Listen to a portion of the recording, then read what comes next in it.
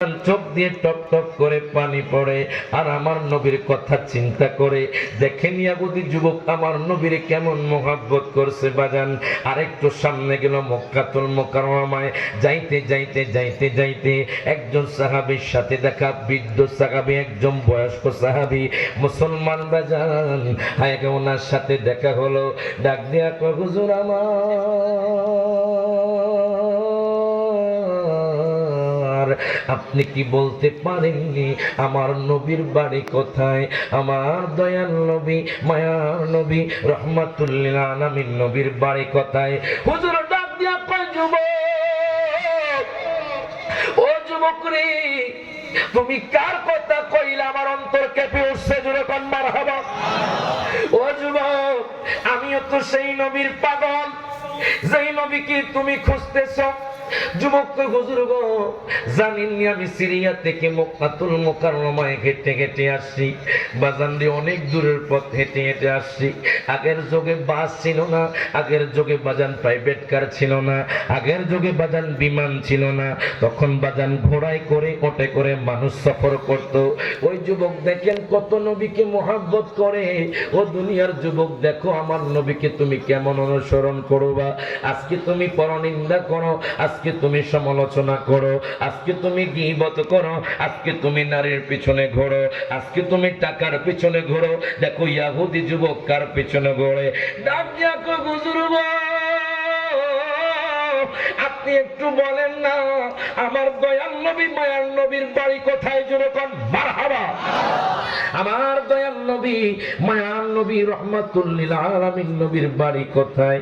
এই কথা বলার পরে সাহাবী কয়, যুবক রে শোনো, আমার নবী দুনিয়ার মধ্যে নাই, আমি শুনেছি।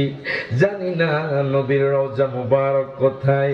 আমি শুনেছি গত 3 দিন আগে দয়াল নবী নাকি দুনিয়া থেকে চলে গেছে। এবার যুবক চোখ দিয়ে টপ টপ করে পানি পড়ক, আমি বিশ্বাস করি না। যেই নবী ইন্তেকাল করলে কেমনে সম্ভব 4 জায়গার মধ্যে নাম কাটার পর 8 জায়গার মধ্যে এসে গেছে। বৃদ্ধ লোক ডাক দিয়া কয়, যুবক রে, ও যুবক, তুমি কি বললা? আমার নবী তো মক্কাতুল মুকাররমা ছিল, কিন্তু মুশরিক কাফেররা আমার নবীরে দেখতে পারত না। আবু জাহেল, উতবা, সাইবা আমার নবীর অনেক কষ্ট দিত। দারুন নাদওয়া সবার মধ্যে বসে আমার নবীকে কতল করার সিদ্ধান্ত নিয়েছিল। আল্লাহ বলেছে, বন্ধু আপনি মক্কা থেকে মদিনা হিজরত করেন। আমার দয়াল নবী মদিনা শরীফ চলে গেছেন। ও যুবক, তুমিও মদিনা শরীফ চলে যাও। দেখেন যুবক কত ভালোবাসে আমার নবীকে।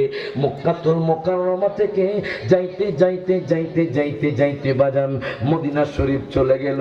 জানেননি মদিনা শরীফ কেমন সুন্দর। আমি সেপ্টেম্বরের 1 তারিখে মদিনা শরীফ থেকে আসছি বাজান। আপনি যদি নবীর সাথে মোহাব্বতের কানেকশনটা লাগায়া দেন, দেখবেন আমার নবী আপনাকে একদিন না একদিন রওজা শরীফ ডাক দিবে। হাত তুলে দেন, ঠিক না বেঠে? ওরে রওজা শরীফ দেখতে কি সুন্দর, একবার দেখিলে বাইরে শান্তি গয়ন্তরে, বাইরে শান্তি গয়ন্তরে। তাই তো কবে যাব, তাই তো কবে যাব দয়াল নবীর বাড়িতে, দয়াল নবী, মায়ার নবী রওজা দেখিতে। সকল হাত তুলে, দয়াল নবী, মায়ার নবী।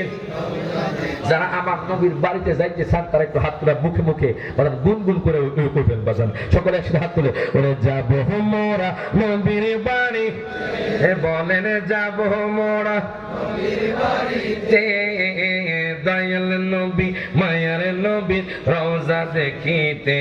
বলেন দয়াল নবী, মায়ার নবী রওজা দেখিতে। ওরে রওজার মাটি বড়ই নেয়ামত, আরশের চেয়ে বেশি দামি 4 ইমামের মত। যখন বাবা ওই রওজার মাটি বড়ই নেয়ামত, আরশের চেয়েও বেশি দামি 4 ইমামের মত। বাইরে 4 ইমামের মত।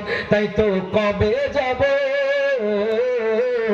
তাই তো কবে যাব দয়াল নবীর রোজার মাটি মাখিতে, দয়াল নবী মায়ার নবী রোজা দেখিতে, বলেন দয়াল নবী রোজা দেখিতে, যেরকম মারহাবা। বাজান একটু গভীর মনোযোগ দেন, লক্ষ্য করেন আপনি আমি কেমন নবী কেমন অনুসরণ করব, কেমন মহাব্বত করব। বাজান সময় কম, হঠাৎ করে দেখা যাবে আজকে আমি ঢাকা থেকে আসার পথে দেখলাম বাজান একটা 5 জন মানুষ বাজান অ্যাক্সিডেন্ট হয়েছে, মরে গিয়েছে কিনা আমি জানি না। একজন ভাই বলল বাজান মারা গেছে। হায় হায়, আপনি চিন্তা করেন আল্লাহ পাক আপনাকে দোকান পাটে না রেখে, আল্লাহ পাক আপনাকে বাড়ির মধ্যে না রেখে জান্নাতের বাগানে বসেছেন। বাজান যতক্ষণ বসবেন ততক্ষণ আপনার আমলনামার মধ্যে নেকি লেখা হবে। ওই যুবক যাইতে যাইতে মদিনা শরীফ চলে গেল। মদিনা শরীফ যখন বাজান ঢুকলো রে, হযরতে সালমান ফার্সির সাথে দেখা, যেরকম মারহাবা।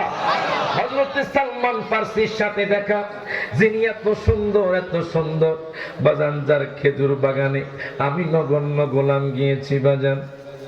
হযরতে সালমান ফার্সি নাকি অনেক সুন্দর ছিল বাজান। ওই যুবক যখন হযরতে সালমান ফার্সিকে দেখলো, যুবক হযরতে সালমান ফার্সিকে আসসালাতু ওয়াসসালামু আলাইকা সাইয়্যিদি ইয়া রাসূলুল্লাহ বলে সালাম দিলেন। উনি কোনো কথা বলে না, ওনার চোখ দিয়ে টপ টপ করে পানি পড়ে। কারণ কি জানেননি, আমার দয়াল নবী তো দুনিয়ার মধ্যে নাই। এখন তিনি যদি সালামের উত্তর দেন তাহলে ভুল হবে, এই জন্য উনি ওনার হাতটা ধরে ফেললেন। যাইতে যাইতে যাইতে যাইতে বাজান মসজিদে নববীর মধ্যে নিয়ে গেলেন। যেই মসজিদে নববীতে 1 রাকাত নামাজ পড়লে 50,000 রাকাতের সওয়াব। যেরকম মারহাবা।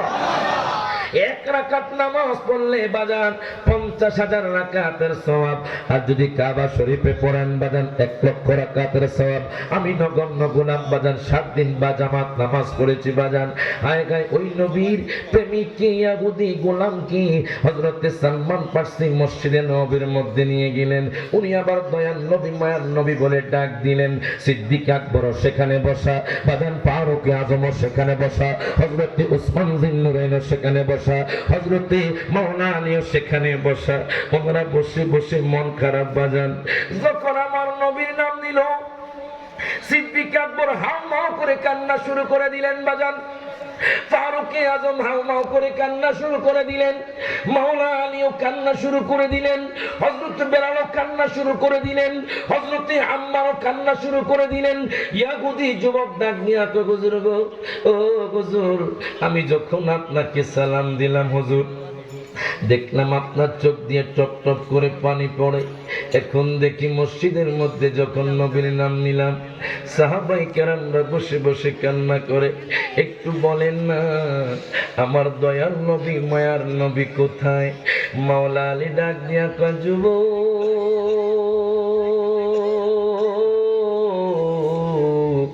তুমি যেই নবীর কথা কইতাছ ওই নবী দুনিয়ার মধ্যে নাই। ওই নবী 3 দিন ধরে আজকে দুনিয়ার মধ্যে নাই। যুবক হুজুর গো, আমি বিশ্বাস করি না। আমি শুনেছি দয়াল নবী মায়ার নবী রাউজাতুল মুনাওয়ারার মধ্যে জিন্দা। হাত তুলে কোন ঠিক নয়েছে? আমার কথা নয়, হাদিসে মুবারকার কথা। আন আবি দারদা রাদিয়াল্লাহু তাআলা আনহু قال قال رسول الله صلى الله عليه وسلم মিশকাতুল মাসাবি খুলবেন। যদি মাদ্রাসাটাকে কওমি মাদ্রাসা বলেন, আলিয়া বলেন, আয়গা সেখানে যাবেন, মিশকাতুল মাসাবি খুলবেন। বাবুল জুমুআদের মধ্যে হাদিস কানা আছে।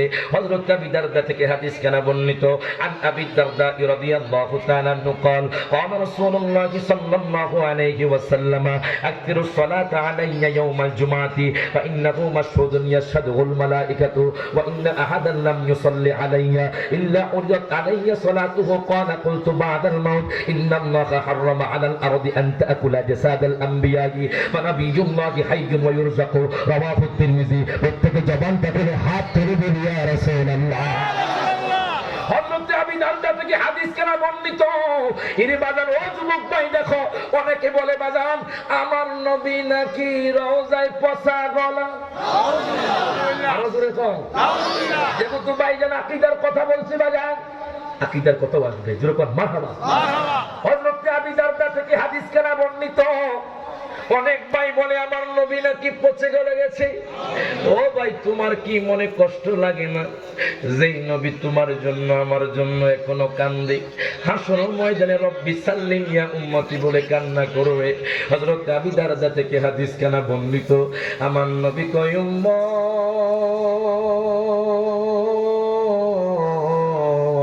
আকসিরুস সালাতা আলাইয়া ইয়াউমাল জুমআ, ও উম্মত আমার বেলাবো, ও বাজান সররাবাদের বাবারা ভাইয়ারা বন্ধুরা একটু গভীর মনোযোগ দেন, লক্ষ্য করেন।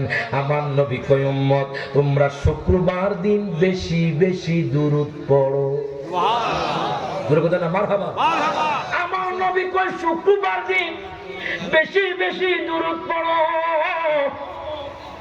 এবার সাহাবায়ে কেরাম জিজ্ঞেস করে, ইয়া রাসূলুল্লাহ শুক্রবার দিন এত স্পেশাল? আমার নবী কয় ফাইন্নাহু মাশহুদুন ইয়াশহাদুহুল মালাইকা। বেলাবর জমিন থেকে, নরসিংদীর জমিন থেকে, ব্রাহ্মণবাড়িয়া জমিন থেকে, আশুগঞ্জের জমিন থেকে, কিশোরগঞ্জ থেকে, বাইজিদপুর থেকে, বাজানডি, হবিগঞ্জ, সিলেট বলেন, ঢাকা বলেন, কুমিল্লা বলেন, চট্টগ্রাম বলেন, চাঁদপুর বলেন, সাতক্ষীরা বলেন, খুলনা বলেন, যশোর বলেন, বাজানডি